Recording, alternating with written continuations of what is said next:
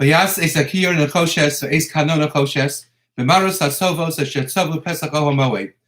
The Torah tells us in the Seder of Vayakhel Pekudei, the Seder of this forthcoming Shabbos Kodesh, that when B'tzalel fashioned the copper basin from which the Kohanim and Leviim washed both their hands and their feet in order to engage in the avodah, that the basin was made out of the copper mirrors brought to Moshe Rabbeinu by the women of Klal Yisrael.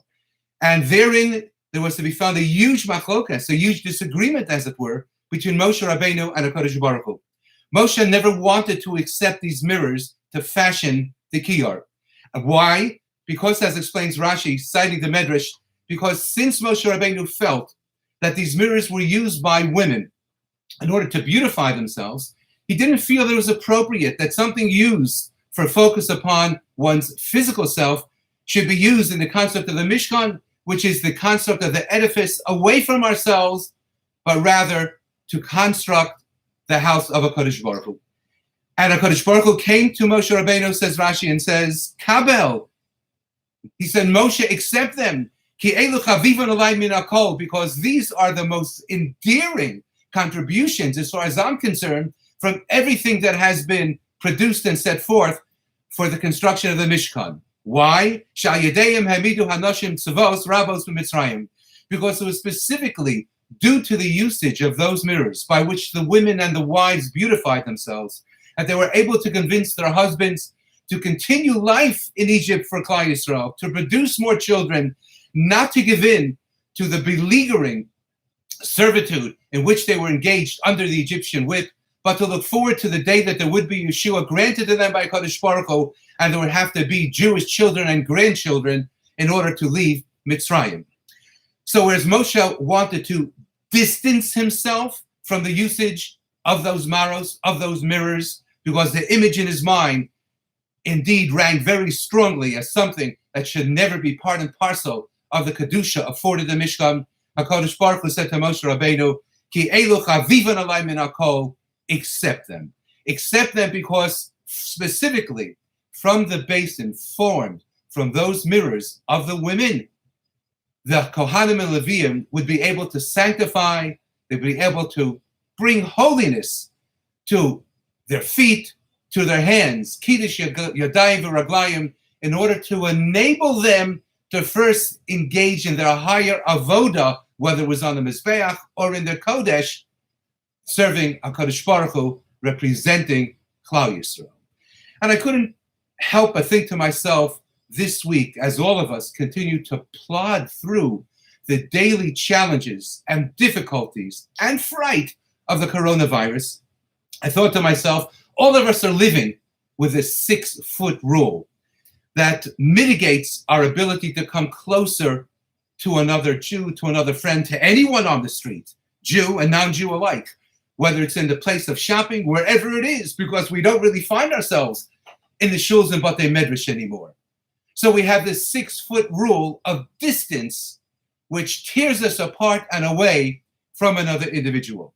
And I thought to myself, maybe this is very much specifically the time that we should be focusing upon another rule of 6. And that is the rule of 6 that was thought up by an individual 100 years ago, that's known as the 6 degrees of separation, that basically explains that between two individuals in life, there's no more than 6 degrees of separation of social connection between two people. And if you look into it, chavra is that you know someone who knows someone who knows someone who knows someone who knows that individual. As a matter of fact, oftentimes it's called not the 6 degrees of separation, but the 6 handshakes of separation. And you know, in Judaism and Yiddishkeit, someone once said that as Jews, we don't have 6 degrees of separation that divide us. We have 3 degrees of separation because the world is such a small world. And I thought to myself, isn't it true that now we find ourselves very much engaged in richok krovim and having to distance ourselves from our parents, those of us who are blessed with parents, from siblings, from children, from enikot, from grandchildren, certainly from a neighbor, from a chavrusa.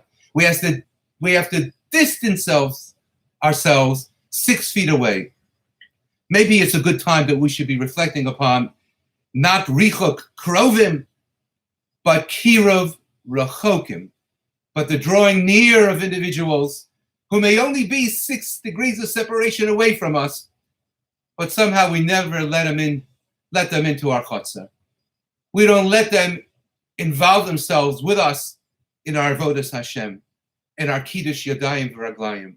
We don't pick up the phone to call them. We have little to do with them. We shun them. We shut them out. We keep a distance of 6. As we're engaged in richuk krovim, let's think about engaging in kiruv rachokim.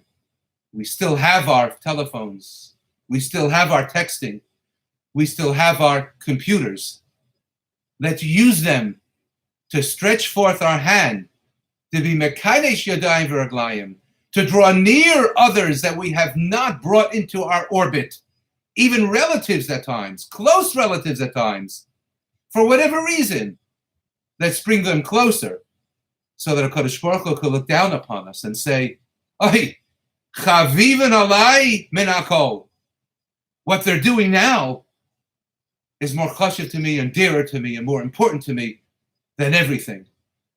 And let him indeed remove this terrible scourge, this terrible machala that we're reading about on a daily basis, on an hourly basis, quickly, speedily, so that we can be able to be zoichen, to sit by our sedorim, not as families in their own home, the same family set apart in different homes, but rather together as one, serving HaKadosh Baruch Hu.